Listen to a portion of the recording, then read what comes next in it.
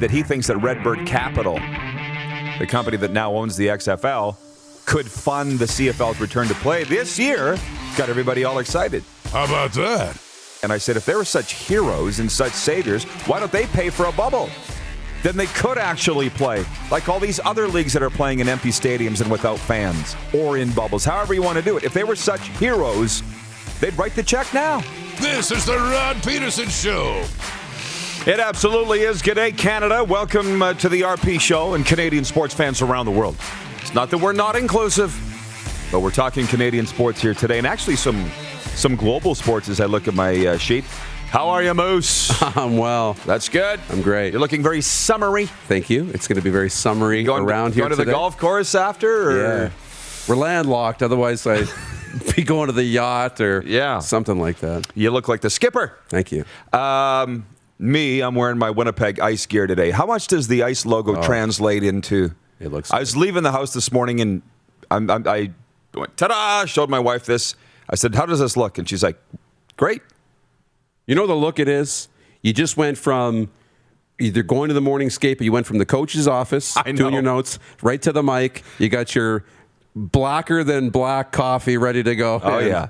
And that's my point is I'm thinking there's not too many hosts on television throughout North America in the daytime wearing workout gear on the air, unless you're, who was the girl that was so famous, the workout girl? And by the way, I don't look like Brooke Burke. Okay, yes. Maybe before your time. No. So anyways, I got my Winnipeg Ice workout gear. Who's calling me at 10:01? A CFL guy. Should we take it? Who are they? Should they not know after 468 episodes that we're on the air at 10 Mountain? One time you just got to put it on speakerphone and say, hi, you're on the air. I'm so afraid they're going to swear, though. And by the way, breaking news from the CFL and from David William Naylor. Thank you, CFL, for dropping this right when we go. They get it! And that's why my phone's ringing. You know what I'm saying? Yes. Here's the breaking news from the Canadian Football League today. The CFL is to announce a new target for opening the regular season is August the 5th with a 14-game schedule and a Grey Cup on December 12th. Still contingent on fans being allowed in stands. Target zone for final commitment to this plan is mid-June. That's from Naylor. How about that? And then here's my guy that just called me. He's just texting me. Want to make sure you have it, he says. That's a friend. Oh, yeah. August 5th start date. Grey Cup December 12th. So anyways, as we go to air, thank you again. Because you've just set the course of our show for the next 2 hours, for the most part. Coming up, Andrew Patterson from Winnipeg Sports Talk.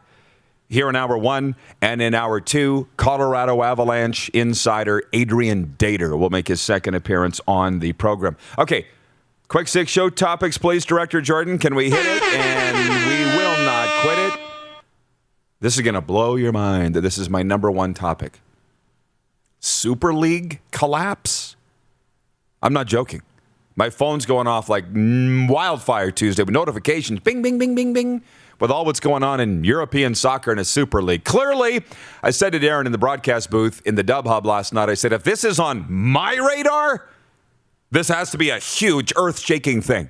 So I had to give him a ride home last night. So I said to Darren, what do I need to know about this?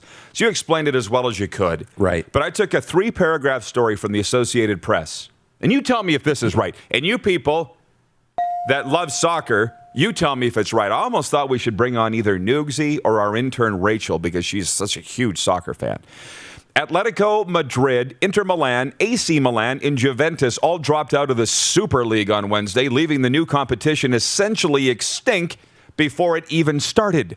Only Spanish clubs, Real Madrid and Barcelona, are still officially involved. The moves by Atletico, Inter, AC Milan, and Juventus came a day after the 6 Premier League clubs involved in the project made it unviable by giving up on the controversial breakaway competition. English clubs Arsenal, Chelsea, Liverpool, Manchester United, Manchester City, and Tottenham deserted plans for the largely closed competition amid an escalating backlash from their supporters and warnings from the government that legislation could be introduced to thwart them. Really, really big deal. Huge deal. Clearly. Huge. And there's just one more sentence. The Super League project was overseen by Real Madrid president Florentino Perez, who promoted it as a way to save soccer and the club's struggling financially amid the coronavirus pandemic. That's as far as I want to go down that road. I'm just going to tell you, soccer people, I'm trying. I'm extending an olive branch to saying, what do I need to know? I'm on it, but I'm going to move on, okay? 2.2, Tuesday NHL leftovers. From last night, again, he and I were broadcasting hockey in the Dub Hub, so we didn't watch all the games, but I see your Leafs lost. Here's my leftovers. Big play, Dave. Riddick, now referred to as make a save, Dave. They got 4 goalies. Yeah, no argument here. 4 goalies. Don't have one. You got 4, but you don't have one. You know, like, you don't have one. And it was a great game. The Leafs played really well. But you can't allow 5 goals on 25 shots. Like, that's just not okay. But you know what? I'm really loving the Canucks. And I saw, a lot of social media after the game. One, I'm like so happy for Braden Holtby to have found his game again and be playing at a high level. Hope that continues.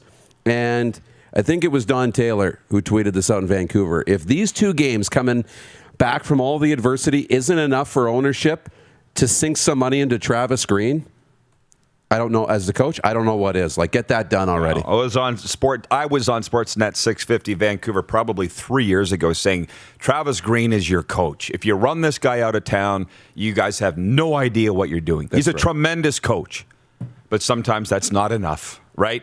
Willie needs a watch. What's with him missing a team meeting with the Maple Leafs yesterday? Did you see that? Yeah. Willie had one of his best games of the year. Not statistically, but he was good. Canes, Bolts, what a rivalry that's become. They're fighting every night. And they got 30 wins each. They're both great. Yeah, they're great. My dark horse, I think, in the Stanley Cup playoffs is going to be the New York Islanders. And maybe it's tugging at my heartstrings with Ebbs, obviously, but they're the team that I think is very special. Yeah. So those are some of my... well, they lost their captain, Anders Lee, and now they're replaced, and now they're trying to, get back into contention. Yeah, it's going to be... fun. I got football players writing in, so we'll get to the CFL news here. Shooters Shoot Basketball Pod writes in, and his name's Kenneth. He says, Kenneth from Regina, FIFA flexed their muscles and said, go for it, but just so you know, no World Cup for any of you players. Well, that'll shut things down in a hurry, right? World Cup of Soccer. Oh, yeah. By the way, he put $25 down on the over-under on the Bruins Sabres and did the opposite of what we told him to do, and he won.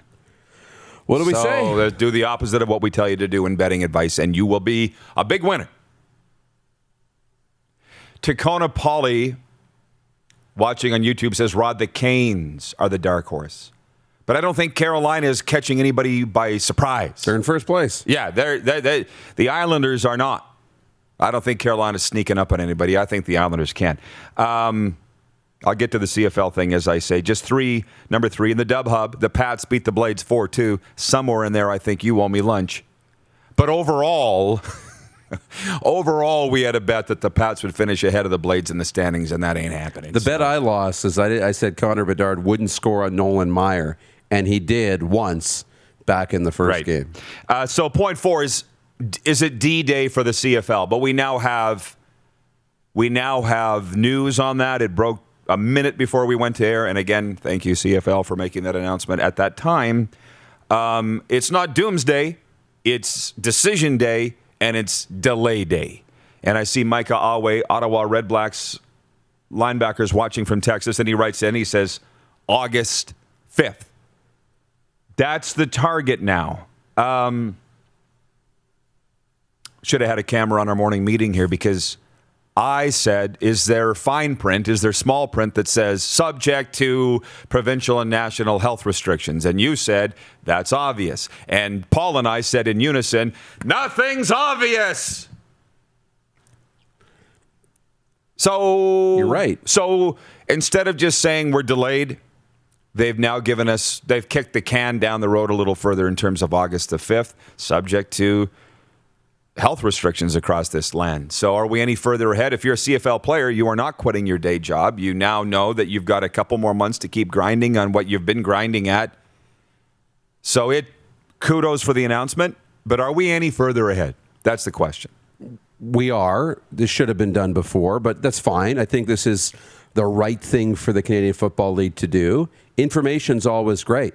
So as soon as you know you're not going to play on time, which we knew this a few weeks ago, that's when the announcement should have came, right? To say, look, we can't play on time. It's just not going to happen. We are now targeting August 5th.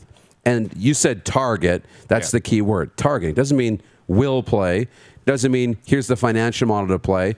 Doesn't mean please report to camp in July. August 5th is the target. So now as we get closer to that, they'll keep assessing that target and deciding if that's the right way to the right time to play and if they can or not. But it doesn't mean they are playing August 5th. I think that's very important because they released a schedule and a training camp schedule to start on time, and that's not happening. So this is very similar. It's a new target, but it's the right thing for the CFL to do is to give us that info. You know, and that was echoing in my mind as we say that because we've been hard on the CFL leaders, but as of today, this is all they can do. And it's right. This is my point. They did as much as they can do. So nobody's poo-pooing their statement today. August 5th, now the targeted start date. I would still like to see them say, we're playing no matter what. If we don't have fans by then, we're going to play out of empty stadiums and we're going to foot the bill. And that continues to not be the case. That's where the footnote comes in on the health regulations. We're not playing if we can't have fans. That, to me, is quite disappointing. But when there's no money, there's no money. From some of our viewer comments here, Mandy in Edmonton says, so did the players vote yay or nay to the 20% pay cut? Perhaps that affected this delay if they voted no. You're asking questions that I don't know the answers to. I got to leave that up to the Players Association, of which you're in closer contact with them than me, you, Darren. So, and you don't know. That's right. Right? That's right. So, Tank Abbott, watching in the Energy City, says, I'll believe it when I see it. Good to see a target date, but I'm not holding my breath.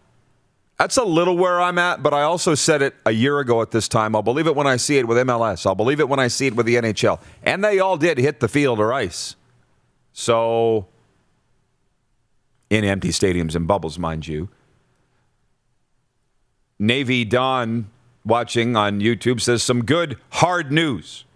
They'll reassess as the day gets closer, but also see how the vaccine rollout works. Yeah, but in a way that's no different than yesterday. Right? But again, not a criticism. Because I've had people screaming into their phone at me. What else are we supposed to do, Rod? Okay. You know what I mean? There's nothing more they can do. That's right. Other than say we're playing in a bubble, which they're not going to do. Moving on. Man, we go fast here. Where's Clark's dad? Rod Monroe writes in, says, I felt bad for Riddick last night. As you know, Rod, a goalie never wants pucks to go through him. 2 tough goals last night. Oh, I know, right? Between the legs all the time. Close your damn legs. There's a great joke there involving Harold Ballard, but I'll move on.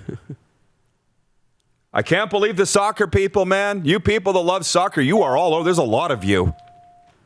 Norway calling. Trent says the European Super League went down as quickly as it did because the fans wanted control of their club via season tickets.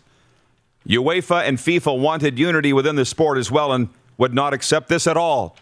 It is all Greek to me. I have no idea what you just said. Just saying the Super League's stop. We're moving on. Yeah. Blue Jays lost in Boston last night, 4-2 to the Red Sox, and I obviously didn't watch the game because we were doing a hockey game, but I saw the highlights where the Blue Jays all got a tour of the stadium. I don't know if you saw that or not. They're signing the back of the wall, and I'm like, if every player that came through there signed the back of that wall in Fenway, they would be covered. Be a different color. In Sharpie, yeah.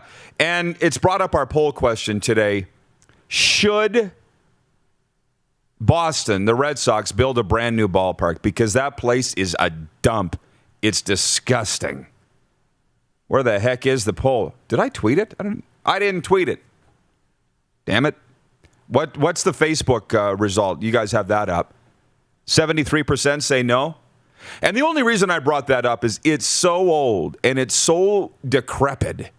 I can't believe that it's still standing. I know. And I got a funny Fenway Park story, by the way. We went there with the Regina Pats. NHL draft was there in 98, 99. I think 99. And we were sitting right behind the visitors' dugout down the third base line. And we're thinking, we got to get on TV. And it's me, Brent Parker, Tim Tisdale, Todd Ripplinger. How are we going to get on TV? We got to get on TV. Knowing that nobody at home would be watching the game. It was the Boston Red Sox and the Chicago White Sox. But who cares? We need to get on TV. I was like in row 3. I could set my beer on the White Sox dugout. Yep. And anyways, as we're sitting there talking, blah, blah, really not paying attention. And, of course, season ticket holders behind us because these old Jewish guys were talking, saying, what do you guys, you want a burger? You want chowder? What do we want? Right? They're talking, da-da-da-da-da. All of a sudden, boom, they're like, look out! Chopper coming at foul ball, yanked it right at us. Here's me with my beer. Whoa! Dumped it all over those guys. Oh, no. What a wussy. What a wimp. What a chicken.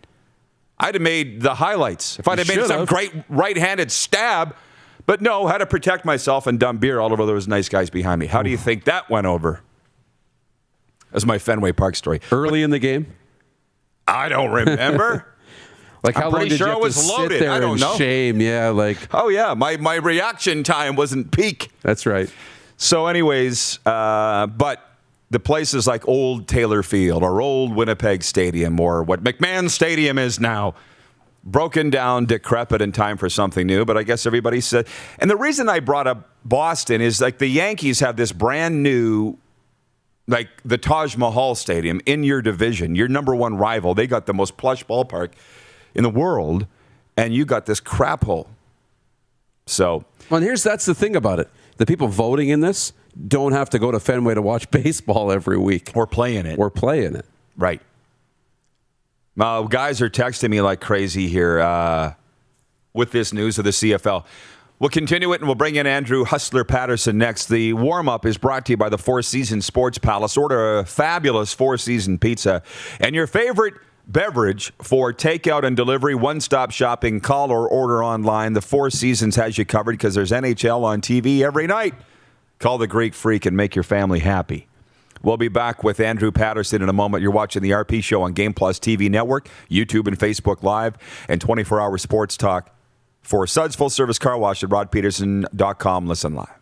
You're watching Rod Pedersen on demand.